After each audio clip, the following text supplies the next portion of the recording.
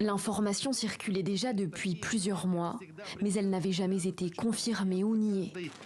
Aujourd'hui, la présence de soldats nord-coréens aux côtés des Russes dans la guerre en Ukraine est brandie fièrement à la télévision russe, annoncée, revendiquée officiellement par la Corée du Nord. Le camarade Kim Jong-un a décidé de la participation de nos forces armées à la guerre et en a informé la partie russe.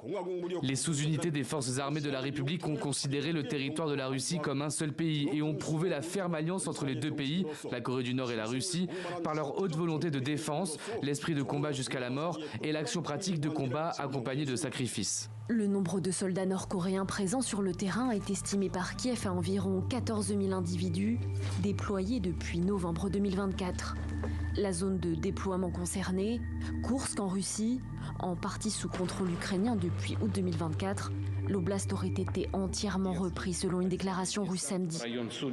Ce lundi, Vladimir Poutine a d'ailleurs remercié le dirigeant nord-coréen Kim Jong-un pour son aide dans cette conquête réfutée par l'Ukraine. Les amis coréens ont agi guidés par le sentiment de solidarité, de justice et de vraie camaraderie. À l'annonce de la confirmation officielle du déploiement des forces nord-coréennes en Russie, Séoul a pris la parole.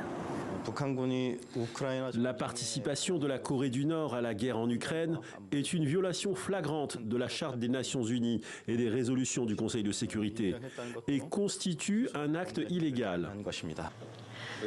Interrogée sur la question, la Chine rappelle, je cite, que sa position sur la question de la crise ukrainienne était cohérente et claire. Depuis le début de l'invasion russe en février 2022, Pékin n'a jamais condamné Moscou et a même renforcé ses relations économiques et militaires.